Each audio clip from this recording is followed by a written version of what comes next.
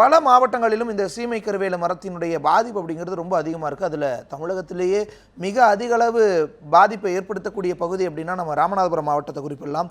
அவ்வளவு வறட்சிக்கும் சீமை கருவேல மரமும் ஒரு முக்கிய காரணமாக இருந்துகிட்ருக்கு. அதை தாண்டி அந்த கருவேல மரத்தை பயன்படுத்தி வேறு வழியிலான வாழ்வாதார தேவையும் அந்த மக்கள் பூர்த்தி செஞ்சுட்டு இருக்காங்க. கரிக்கோல் மாதிரியான விஷயங்களில் அங்கே இருக்கக்கூடிய நிலைமை என்ன? ராமநாதபுரம் மாவட்ட மக்கள் அங்கே இருக்கக்கூடிய அந்த கருவேல மரங்களினுடைய எண்ணிக்கை, அதை அகற்றுவதற்கு எடுக்கப்படுற நடவடிக்கை குறித்த ஒரு தொகுப்பை பார்க்கலாம்.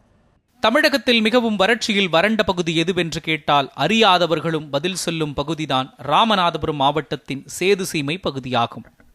சேதுபதி மன்னர்கள் ஆண்ட செழிப்பான பூமி, வளமிக்க பகுதி, தென் மாவட்டங்களில் போற்றப்படும் பகுதியாக இருந்தது ராமநாதபுரம் மாவட்டம்.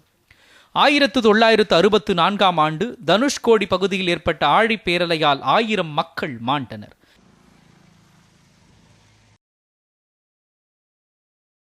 அந்த நேரத்தில் வறட்சி பகுதி செழிப்பாக தெரிய வேண்டும் என்பதற்காக ஹெலிகாப்டர் மூலம் சீமை கருவேல மர விதைகளை தூவிவிட்டனர்.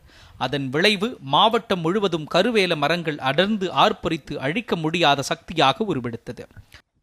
தயவு செஞ்சு அரசியல்வாதிகளும் அரசு இதுக்கு முழு ஒத்துழைப்பு கொடுத்து இதை அகற்றுவதற்கு முழு ஒரு ஆக்கப்பூர்வமான ஒரு பணியாக இதை நாங்கள் நினச்சிட்டு இருக்கோம். தயவு செஞ்சு இதை ஒரு முன்னுதாரணமாக எடுத்து எல்லா இடத்துலையும் இதை அப்புறப்படுத்தி தமிழ்நாடு முழுவதும் ஒரு கருவேல மரம் இல்லாத ஒரு தமிழ் மாநிலமாக ஆகணும்னு என்னோட பணிவான வேண்டுகோளாக நான் இதை வைக்கிறேன்.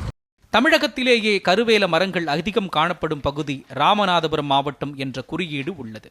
இதனால் நிலத்தடி நீரை கருவ மரம் உறிஞ்சி விவசாயம் செழிக்க விடாமல் சீரடித்தது. மற்ற தாவரங்களையும் வளரவிடாமல் தடுத்தது. ஆடு மாடுகள் கருவ மரத்தின் நிழலில் நின்றால் கூட கருத்தரிக்க வாய்ப்பு இல்லை என்னும் அளவிற்கு ஆபத்து நிறைந்தது இந்த கருவேல மரங்கள். மழை பெய்யணும், ஆயிரக்கணக்கான ஏக்கருக்கு கருவை நண்டி தண்ணியை தேக்கணும். அப்போ தான் நாங்கள் பிழைக்க முடியும். அப்போ தான் நடவடிக்கை ஏதாவது கஷ்டம் ஆடு மாடு காப்பாற்ற முடியும் எங்களுக்கு. இதனை தடுக்க சமூக அமைப்புகள் குரல் கொடுத்தும் பலனில்லை. இதனால் பாதிப்படைந்தவர்கள் மதுரை உயர்நீதிமன்றத்தை நாடினர்.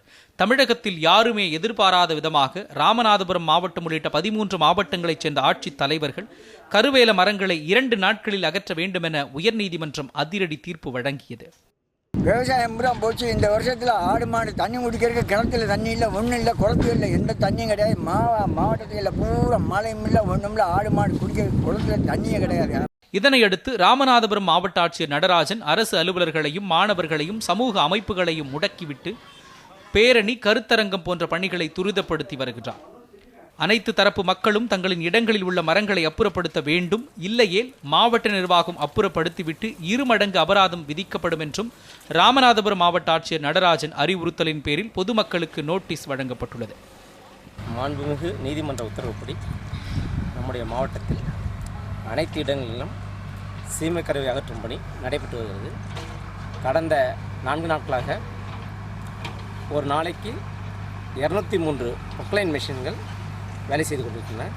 இதுவன்றியும் என்ஆர்ஜி ஒர்க்கர்ஸு ப்ளஸ் பொதுமக்கள் அவரவர்கள் நிலத்தினை வெட்ட சொல்லி அறிவுறுத்தியுள்ளோம்.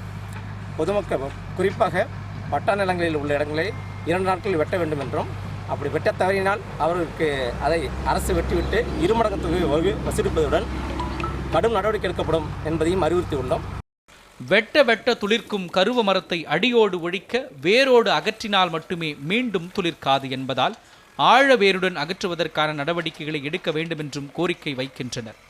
ஏற்கனவே வறட்சியின் பிடியில் சிக்கியுள்ள ராமநாதபுரம் மாவட்டத்தில் கருவேல மரங்கள் நிலத்தடி நீரை உறிஞ்சியதால் விவசாயம் பொய்த்து 6 விவசாயிகள் இதுவரை தற்கொலை செய்து கொண்டுள்ளனர்.